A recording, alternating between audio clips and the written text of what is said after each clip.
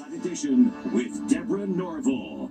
Hello, everybody, and thank you for joining us. It is day 7 of the invasion of Ukraine, and today Russia claimed to have taken control of its first major city, Kherson. This comes as Russian troops remain stalled on the outskirts of the capital city of Kyiv, plagued by logistical problems as well as continued fierce resistance from the people of Kyiv. And this footage of Russian soldiers who've surrendered has served to inspire beleaguered Ukrainians to keep fighting.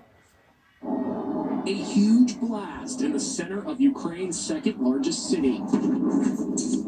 Look at the destruction in Kharkiv, which is about the size of Philadelphia. This guy was shooting a selfie video when a missile struck. Rubble rains down, but miraculously he survived. One civilian posted a video diary as she walked through the rubble. Russia bombarded yesterday and in the night and this morning the historical center of Kharkiv. This is the downtown. Show this to those in Russia. But with all the carnage, could Russia's invasion be crumbling from within? At least 300 soldiers are said to have surrendered. Others are refusing to fight. Videos of demoralized Russian POWs are posted on a Ukrainian website.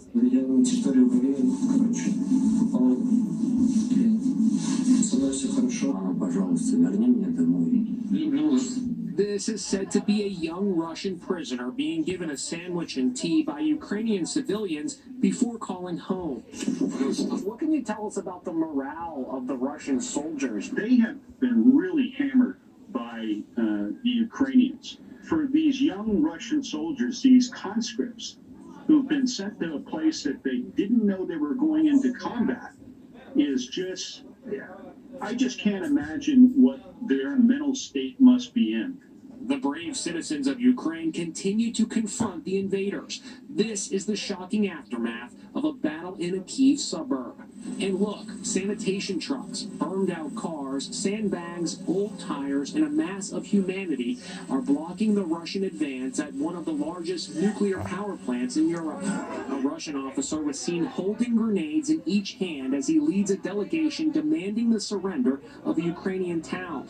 And a Ukrainian government spokesman claims an elite force of Russian mercenaries sent to assassinate President Zelensky has been eliminated. And the noose is tightening on the cronies of Vladimir Putin. As President Biden said last night, the United States is coming after their assets, including yachts and properties estimated to be in the billions. As Megan Alexander reports, the Justice Department is now actively deciding which oligarchs should be singled out for sanctions. These super yachts are on the move today. They're owned by Vladimir Putin's cronies, and they're racing to get back home after President Biden vowed to come after the Russian oligarchs' prized possessions. We're joining with European allies to find and seize their yachts, their luxury apartments, their private jets. We're coming for you, ill-begotten gains. Putin's billionaire buddies have used their vast wealth to acquire luxury homes in London, Paris, and here in Manhattan, like this $45 million mansion just off Fifth Avenue. It's owned by a longtime Putin crony, who is now barred from entering the United States. Private jets are also in the crosshairs. They're being tracked today by, would you believe, a 19-year-old college kid.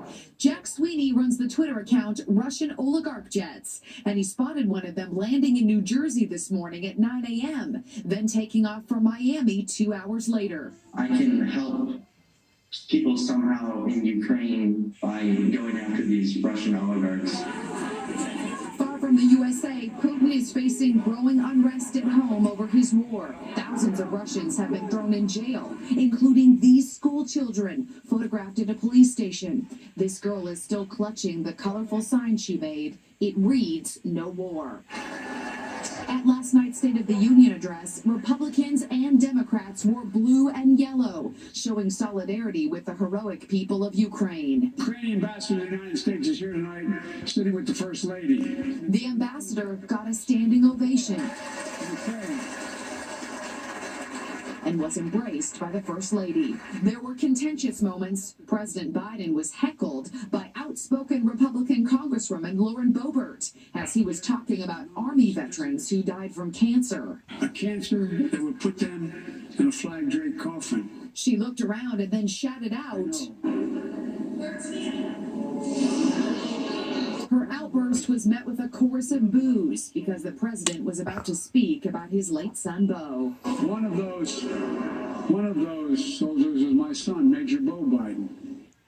Well, there's been much speculation about Vladimir Putin's mental state. There are also questions about his physical health. In recent photos, his face has appeared puffy and bloated, prompting some to ask if he might be on steroids or something else. Growing mystery surrounds strongman Putin's physical appearance. Recent photos show the Russian dictator looking puffy and bloated. Could he be ill? Even Nancy Pelosi is wondering. Some people say he has cancer. Or is something else going on here? Something a little more, shall we say, vain? We showed the photos to New Jersey cosmetic surgeon Steve Fallick for his take. There are telltale signs of aging that have magically disappeared in his case. Putin, obsessed with projecting a virile He-Man image, has been long rumored to be addicted to plastic surgery. My thought is that he's had either a full facelift or a mini facelift. I can guarantee you, or pretty much guarantee you, that he's had his lower eyelids done, and I would also suspect that he's had some cheek filler done at the same time. And it's been a long